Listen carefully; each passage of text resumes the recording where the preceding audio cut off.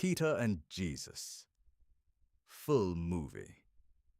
Before Peter preached boldly in Jerusalem, before he stood restored among the disciples, he was a fisherman with rough hands, a strong back, and a life shaped by water, labor, and uncertainty. He worked the Sea of Galilee beside his brother Andrew. Nights were long. Catches were unpredictable. Nets had to be repaired. Boats maintained. Families fed. Peter knew the weight of work, the sting of disappointment, and the practical strain of ordinary survival. He was not yet a leader of the early church. He was a man of muscle, instinct, and unfinished spiritual hunger. Then Jesus stepped onto his shore. The first great turning came after a hard, empty night. Peter had labored without result. He knew the water. He knew the futility of trying again at the wrong hour. Yet, when Jesus told him to go back out into deeper water and lower the nets once more, Peter obeyed, perhaps more out of respect than expectation. The catch that followed shattered everything. The nets strained under impossible weight. Another boat had to be called. Fish flashed in the morning light, while Peter stood stunned, not mainly by abundance, but by the one who had spoken into his world and overturned it. He fell before Jesus, suddenly aware not of profit, but of his own unworthiness. Jesus answered his fear with calling, "Do not be afraid. From now on, you will catch people." That was the beginning. Peter left the boats, the nets, the shoreline that had defined him, and followed Jesus into a life he did not understand. At first, he learned by watching. He watched Jesus teach in synagogues and along crowded shores. He watched ordinary people lean in, as if hearing truth for the first time. He watched demons driven out, sickness reversed, and burdens lifted. In Peter's own house, Jesus healed his mother-in-law, turning family space into holy testimony. By sunset, crowds pressed against the doorway with the sick and desperate, and Peter helped make room for miracle after miracle. This was the new world Peter had entered. The fisherman who once measured life in catches began measuring it in changed faces, restored bodies, and the strange authority of the man he followed. But discipleship was not merely a sequence of miracles. It was exposure. Peter loved Jesus quickly and deeply, but he did not understand him easily. On the water, that became clear. When storms rose and Jesus slept, Peter's fear wrestled with his wonder. How could the one with such power remain asleep while death seemed so near? Then Jesus rebuked wind and sea, and the storm died at once. Peter sat in stunned silence before calm water and a reality larger than anything the sea had ever taught him. Another time, Jesus came toward them, walking on the water. Peter, in one of the boldest moments of his life, asked to come too. For a few miraculous moments, he walked toward Jesus on the sea itself. But when the wind regained his attention, fear took over and he began to sink. Jesus caught him immediately. That was Peter in one scene. Courageous, sincere, unstable, and deeply loved. As the months passed, Peter saw more than signs. He saw Jesus confront hypocrisy, feed the hungry, welcome the lowly, and speak with an authority that reached into the deepest places of human need. At Caesarea Philippi, when Jesus asked who the disciples believed him to be, Peter answered with blazing certainty, "You are the Christ." It was one of his finest moments. Jesus blessed him for that confession. For a moment, Peter stood near the center of revelation itself. Yet almost immediately his strength turned into weakness again. When Jesus began speaking about suffering, rejection, and death, Peter rebuked him. He loved Jesus, but he still wanted a Messiah shaped by human expectation. rather than divine purpose. Jesus corrected him sharply. Peter learned the sincere devotion can still resist God's way when it refuses the road of the cross. Even on the mountain of transfiguration, where glory broke through in dazzling light, Peter still spoke too quickly, trying to hold what could only be received in reverent silence. And that was part of his journey. He was often first to speak, first to act, first to step forward, and therefore often first to be exposed. Yet, Jesus never pushed him away. That is one of the most important truths in Peter's story. His impulsiveness did not disqualify him from nearness. It made him a disciple whose heart would be shaped in public. Then came Jerusalem. Peter entered the city with Jesus during the week when everything intensified. Crowds shouted praise. The temple shook with confrontation. At the Passover table, Peter sat near enough to hear the deepest words, yet still not deep enough to understand them fully. When Jesus washed the disciples' feet, Peter first resisted. Such humility confused him. It seemed unworthy of the one he called Lord. Yet, when corrected, he swung to the opposite extreme, asking for more washing than was necessary. This too was Peter. Resist, then overcorrect. Strong love, unstable wisdom. Then Jesus told him what Peter never imagined he would hear. Before the rooster crowed, Peter would deny him. Peter rejected the warning outright. His self-confidence was still alive.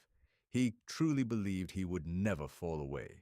He loved Jesus too much, he thought, to fail that badly.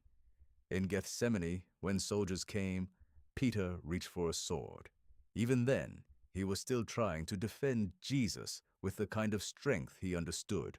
But Jesus stopped the violence. The kingdom would not be protected by frantic force. Then came the courtyard.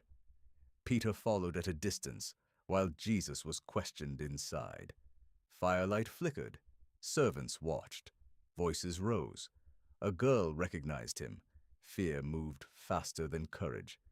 Peter denied knowing Jesus. Then again.